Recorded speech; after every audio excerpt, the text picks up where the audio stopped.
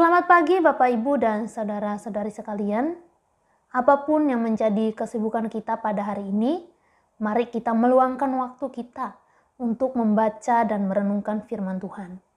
Pada hari ini sebelum kita merenungkan firman Tuhan, mari kita memohon Roh Kudus untuk memberikan kita pengertian akan kebenaran firman Tuhan. Mari kita berdoa. Tuhan, bersyukur untuk kebaikan Tuhan dalam hidup kami. Pada hari ini kami boleh bangun dengan tubuh yang sehat, kekuatan yang baru. Itu semua karena kasih karunia daripada Tuhan. Sebelum kami melakukan segala aktivitas kami, pekerjaan kami mau merenungkan firman-Mu. Tuhan, tolong kami sehingga kami dapat mengerti dan memahami akan apa yang Engkau sampaikan kepada kami melalui renungan pada hari ini. Kami menyerahkan waktu yang singkat ini dalam tangan kasih-Mu. Dalam nama Tuhan Yesus kami berdoa dan bersyukur. Amin.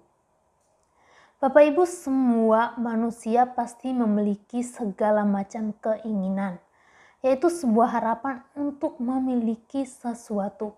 Jika kita menginginkan sebuah barang, maka kita berharap untuk memiliki, untuk mendapatkan barang tersebut.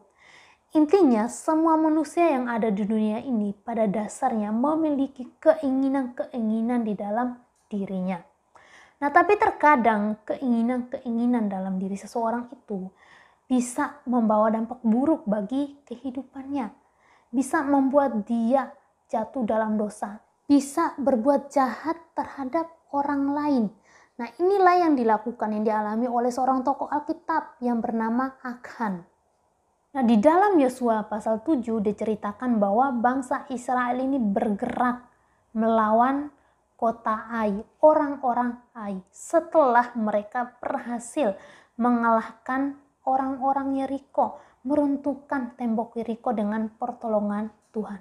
Sekarang mereka akan melawan kota Ai. Nah, tapi apa yang dialami oleh bangsa Israel? Kalau di pasal 6 menceritakan kemenangan daripada bangsa Israel, maka dalam pasal ini menceritakan tentang kekalahan bangsa Israel ketika melawan orang-orang Ai, melawan kota Ai.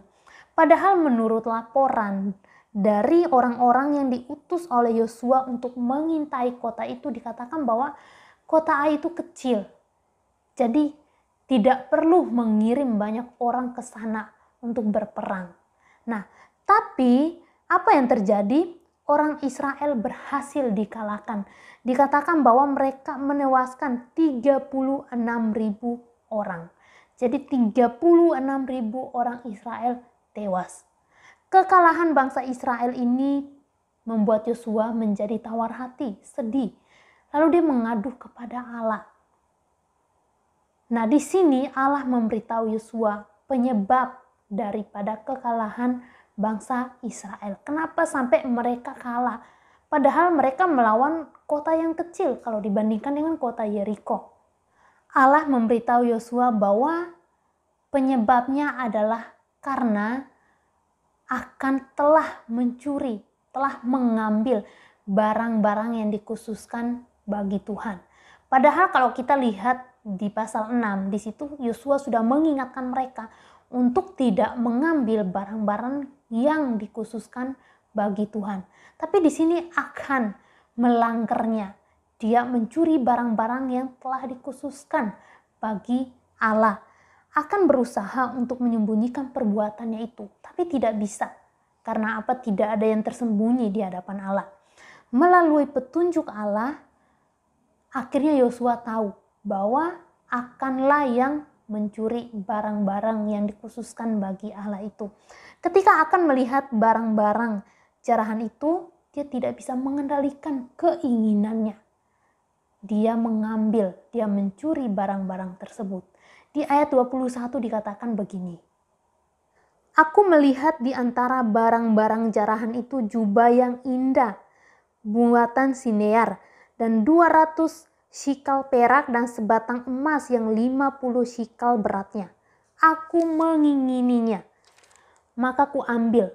Semuanya itu disembunyikan di dalam kemaku dalam tanah, dan perak itu dibawa sekali. Ketika Akhan melihat barang jarahan itu, ada emas, ada perak, ada jubah yang indah, dia tidak bisa mengendalikan keinginannya.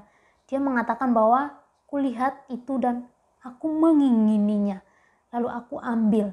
Dia tidak bisa mengendalikan keinginannya. Dia mengambil barang-barang yang dikhususkan bagi Tuhan itu. Padahal sudah diingatkan oleh Yosua bahwa tidak boleh mengambil barang-barang yang dikhususkan bagi Tuhan. Tapi karena keinginannya, dia lupa sama semuanya. Dia lupa sama peringatan Yosua.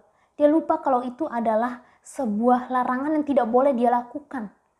Dia tidak bisa mengendalikan keinginannya. Karena perbuatannya dia ini, akhirnya akibatnya adalah orang Israel kalah melawan orang Ai. Padahal sudah kita lihat ya bahwa kota Ai itu kecil. Tapi kenapa mereka sampai kalah?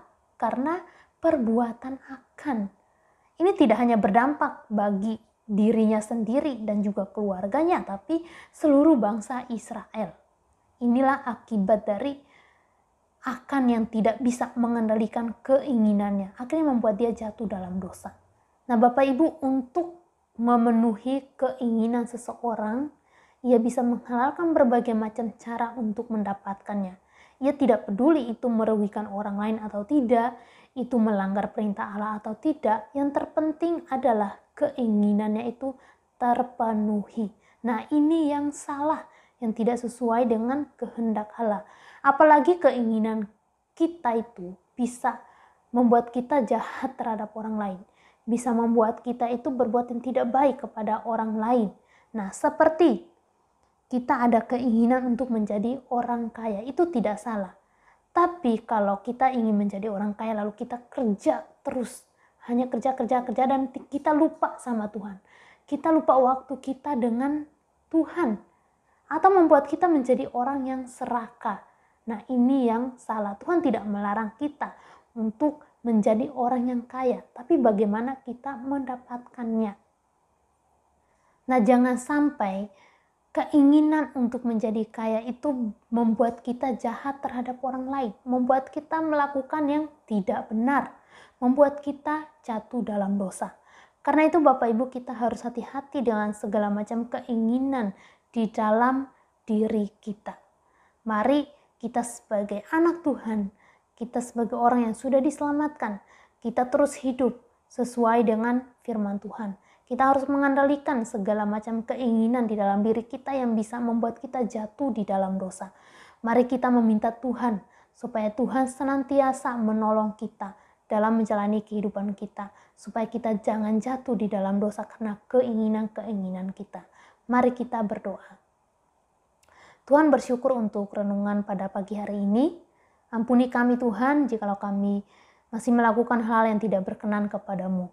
Tolong kami, mampukan kami, biarlah di dalam kehidupan kami senantiasa melakukan segala sesuatu sesuai dengan firman-Mu. Dalam nama Tuhan Yesus kami berdoa, amin.